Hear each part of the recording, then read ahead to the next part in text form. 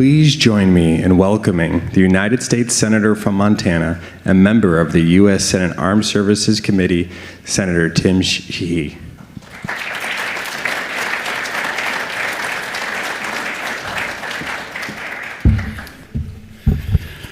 Good morning. I am the junior senator from Montana, and I'm also, I think, the junior senator in the entire Senate. I'm number 100 of 100, I think. And my office reflects it. If you ever come by to visit, you'll be in the broom closet with me in the basement, while everyone else. Deb's office is beautiful, by the way, so in 20 years I might have one like that. But thank you for being here and your interest in this subject. Golden Dome really is going to be, I believe, a watershed moment for the future of what the U.S. defense acquisition framework will look like. I was in Israel in December, been there several times. I'll actually be heading back over to the region here shortly in a few weeks.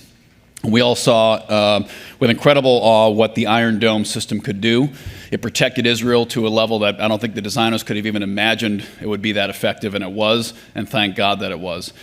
However, simply cutting and pasting Iron Dome and expanding it for size to cover the U.S., as you all know, that's a fundamentally different technological proposition. And the challenges don't scale linearly with the size of Israel, which is the size of New Jersey, by the way. When you are talking space-based interlaced defense systems and air defense, that's an almost exponential logarithmic relationship for size. It's equivalent to taking the engineering challenges of moving a smart car across the parking lot to moving the heaviest known weight object in the history of mankind, which is the rotating support structure at Kennedy Space Center at 4.9 million pounds. A smart car weighs about 2,000 pounds. The rotating support structure weighs 4.9 million pounds. And the engineering challenges from going to the smart car to that are roughly what the Iron Dome to the Golden Dome will entail. It will not be a $25 or $35 billion project. It will likely cost in the trillions if and when Golden Dome is completed. I believe Golden Dome is a mandate we have to pursue. I believe we're entering the most challenging geopolitical period in the history of our country. World War II was, of course, incredibly challenging for everybody, but the truth is this is a more complex landscape than the geopolitical tectonic plates that threatened us in that era. I think that the variability of threats, the ferocity of our adversaries, and the strength of non-state actors through different types of technology, be it economic warfare, cybersecurity, cyber insecurity, offensive cyber tools, we are facing a far more complex threat matrix than we've ever seen before as a country, and I think the concept of Golden Dome is something we have to pursue. We have to pursue it with vigor, and we also have to recognize that our current defense acquisition system is insufficient to build to this threat. How we buy obsolete hardware and field obsolete hardware by the time it's in the hands of warfighters is not going to work with this structure. That's why I'm announcing today the formation of the Golden Dome Caucus in the U.S. Senate, because I think a project of this scope, like we saw in the Apollo program and the Manhattan Project, is going to require a far more close relationship between the appropriators, the DoD, our legislators, and industry to ensure that this project isn't just built, but it evolves with the threat in real time. If any of you wore the uniform downrange as I did, I'm sure you know very well that our acquisition system tries to do the best it can, but it almost always builds for the last war. And I think the shining beacon of excellence that we've seen in our lifetime was the formation and execution of JIDO, and that organization's creation of the Mine Resistant Armor Protect family of vehicles that saved my life and the lives of my men. That project, spearheaded by Secretary Gates and some fantastic members of both parties, it was a bipartisan effort, really broke the mold on defense acquisition. And it created an alternate pathway to develop a technology, produce it in mass quantity, and field it quickly. And how did they do it? They did it by ignoring our current defense acquisition structure. They went around the system that we'd built. They went around it, and they did it faster and better, and it worked, and it fielded during the threat we needed it. Right now, this threat that we're facing, which is a myriad threat, not just of airborne, but also space-based systems, is something that's more complex than we've ever seen. And I tire of the term near peer, because we're always putting that term out there as if we are still better than everybody else and they're hoping to be as good as us.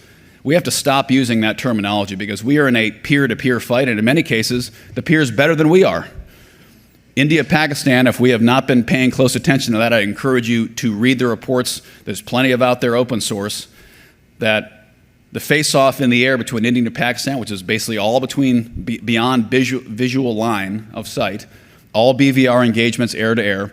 Pakistan appears to have won every single engagement so far with Chinese technology against the Western technology largely used by India.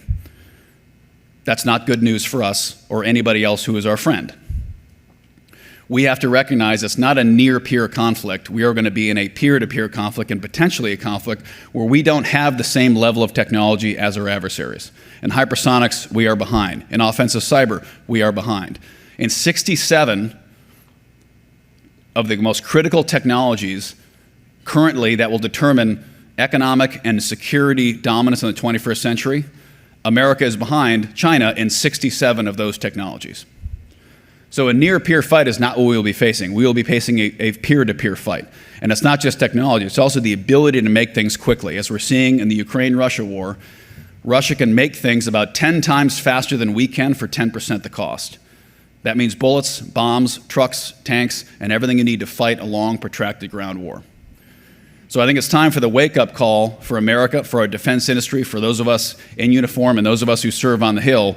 We need to reimagine how we acquire things to support our warfighter. All things.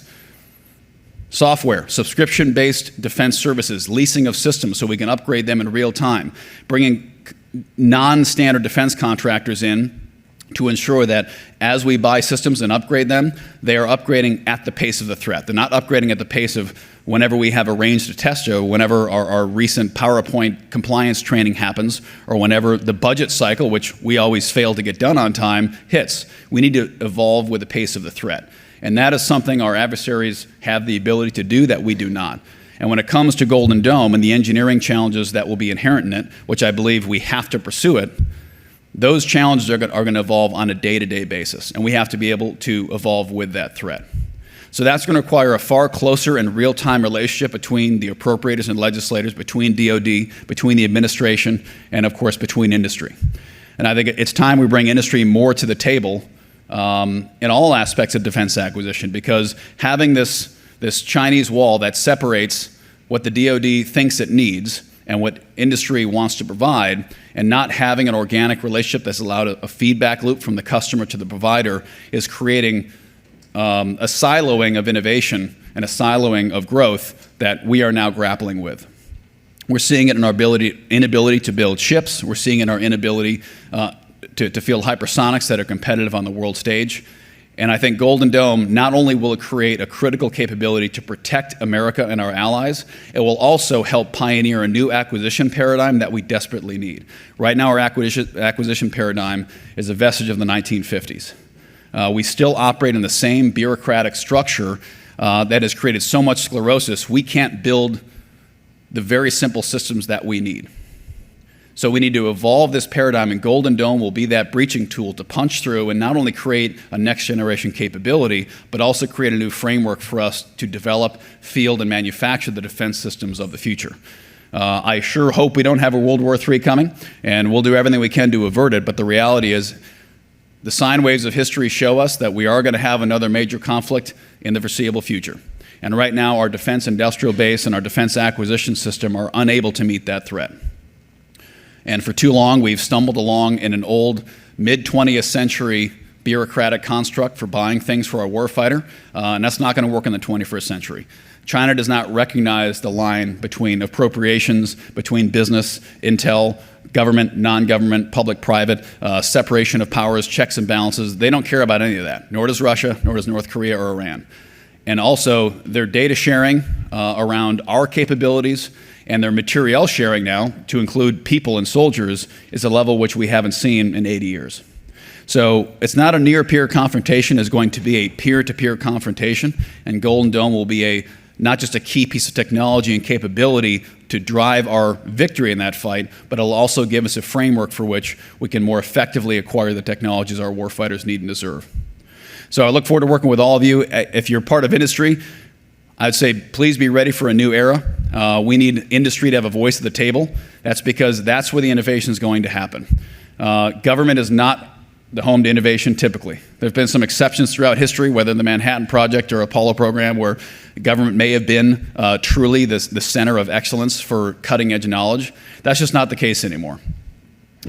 Private sector will be that source of the latest and greatest capabilities that we need to win, and we need to make sure private sector is at the table, making sure those latest innovations are fed into our system immediately instead of waiting for an RFP to drop 2 years later. We need that new information now, we need it today, and we need to make sure it's organically part of that development cycle. This is going to be potentially the most expensive, adjusted for inflation, the most expensive single innovation program since Apollo and since the Manhattan Project, and it will definitely challenge every aspect of our technological boundaries that we currently have within DoD. So I hope everyone can come to the table with constructive solutions for how we can craft this. I ask you to reach out to my office anytime. We want to lead on this simply because this will be critical to our national security. Our ability to design, acquire, and then field quickly the latest and best defense capabilities will be the differentiator on the battlefield for our next conflict. Our brave men and women in uniform, we're lucky to have them, and we do have one of the best standing forces in the history of mankind. But if they don't have the tools to win on the battlefield, it's all for naught. And we owe it to those 17, 18, 19-year-old kids that we're going to send overseas to make sure that they have the best capability behind them when they set foot on enemy soil. And that's my job every day, and I'm going to make sure they have that. Thank you for being here today. Thanks for your support, and enjoy the rest of the conference. Thank you.